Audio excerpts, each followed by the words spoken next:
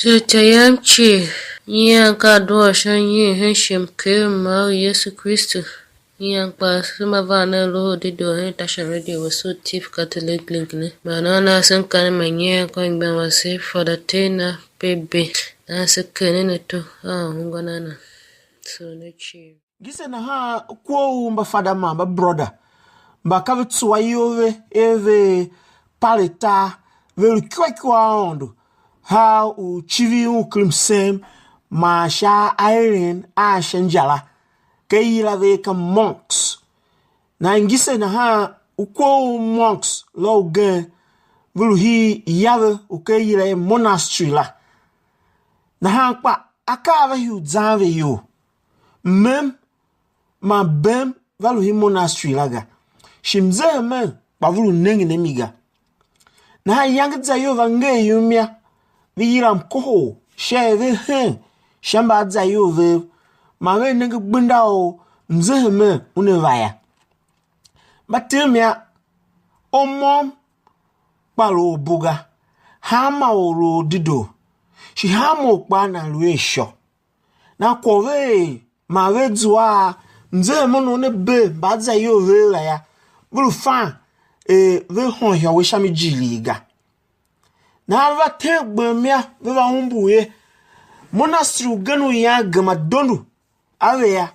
ruwe moku ge u gangandu ya fakwa kishia na ve twakelu tabe ka ve zana ha vira swati yo ve na ve olo ne za yo ve shibipino ya ahesha min ha aovi kwa une wasvia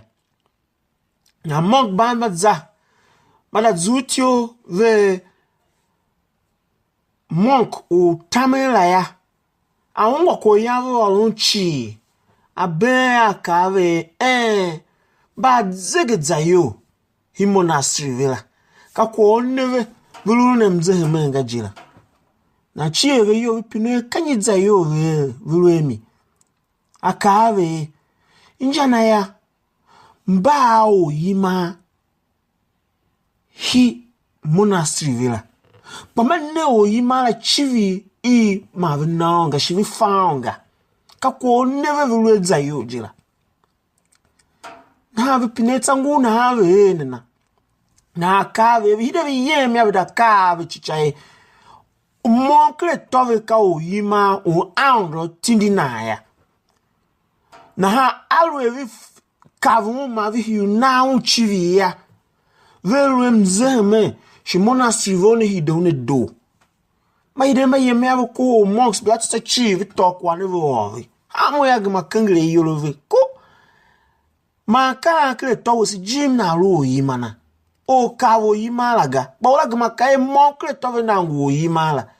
na he ya kai to o yimana rokle Torwase me kai mze yoro surune mi akai se kavonga na uchivi galayo desi unane ne yoro as chivi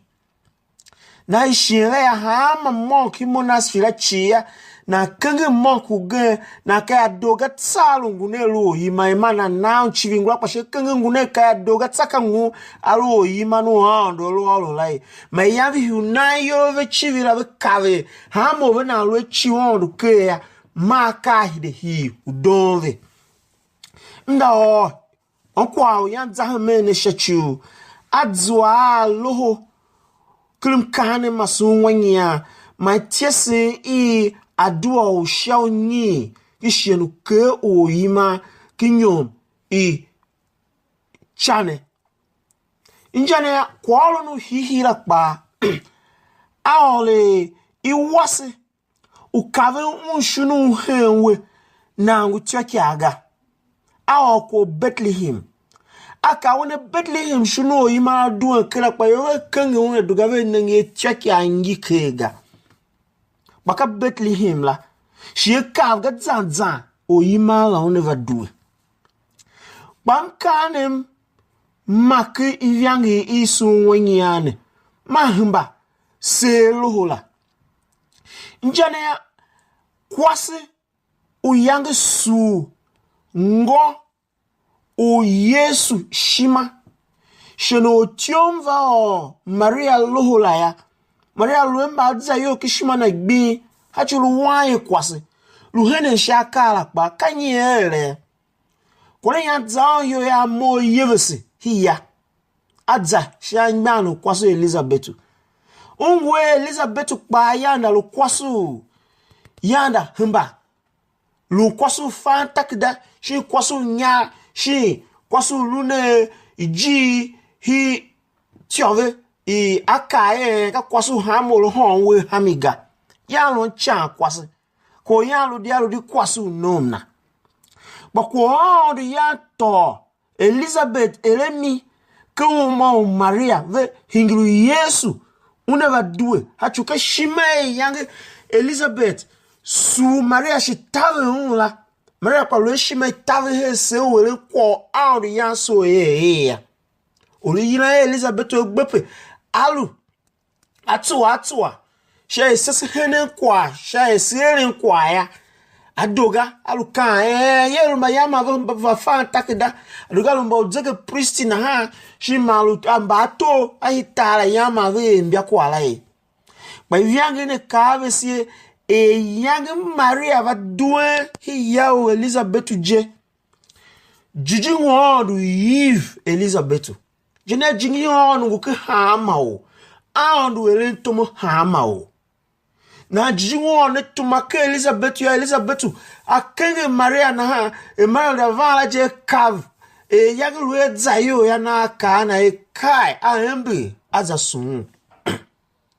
jingi ya Eve ya she lam ba shi ta mu jingi ku hama o andu nasichi chiki kwala ko gmalu ya kause kave alu nenge nya ya aduga mka manya wo aduga ya Maria mo ya na yeme sha Elizabeth ya ahe di tsawone to ashie ne ge ya sekpa ya sulu mbaye ya shinu ge we ba lo zayo ya no Yesu yeme han gba wo ge poza ye ya gbudi hi ya po ke po Yesu ve uva ozo da ye ga we kwa yo Yesu zampe aduga ba hi gbudi we ya ora na ko na kai idikra gbudi we ga ya aduga ga chi ko ya lo zanjela bakla kave du len tom a Elizabeth ga yangre yo sina chia jingi Eve Elizabeth ke na Elizabeth o nam kan pa lun kan ma shi chia jingi hingi usue Maria she oneva ko andu asoe aela alo si he kwa shakwa ne ya kape andu ele kwa na jira aduga olu kenge unu he wo cheki aga shi klangwe yuwase inangala andu ya ele kwa na halaga kim yasi Yesu la chi kamba yole Elizabeth ne na ha Yesu olu ko ma na bagbape malu na ha pa kamba yole Elizabeth alu kasi hi sisi kavya hityo Israel na kwasi chiviga kwasi ya lu ediako paga kana have no mu kwasi ya na pe gbape sashi na no mu genga gbina momo mi olu mi ga kwa momo pongo mi ga liakpo nwu emi hijira ga alu eni mbu ya shiniva malama John wanu Elizabeth la pa Elizabeth ka vane oluve no na yi wala tie John ha pa ya o pa ngane manom na vunda ha chu kwasi ya lo cheki aga maka ulu ne cheki aga ne ha o ya ne gu ne cheki ashika hu ya o ko tomo mie shi ye ro do male wana pa ya maka won ke sha pama luve kwa la pa gma ke rungu no ro kwa agara shelu cheki a hitio na agara na lo gmo kenge nyanu ge ya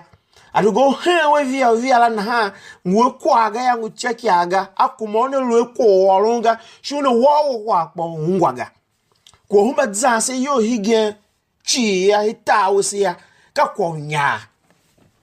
nyare ki hingi hama kwa nyare ki hingi mimi na ha nyare ki dueje kwa be ko gan chi ya on so ga ya agbasan shita ko gan chi mimi uganu elu chi ya krangu kwaga na on shinu elu nyare gala ya kuna elu gane kwa kengo gane Kuna lolo fan kwa. Bakla lo fan kwa ga hingi o lanen kwa. Kuna lolo olon ko mimi. Bakla lo mi yogo kange ona ke wa. Viata olon kwa ta itelo yenyi.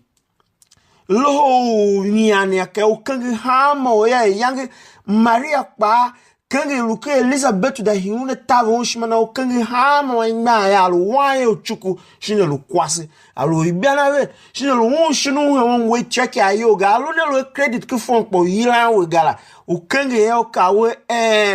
aodu ne chianji na kle mbayo ne shikve pa ka vele aodu tom na how now chivila o kaf chianji we lukinala shivelu ho wa lo ne ya ka sechi achu sechi shengbi ka se hense se yina se kumaga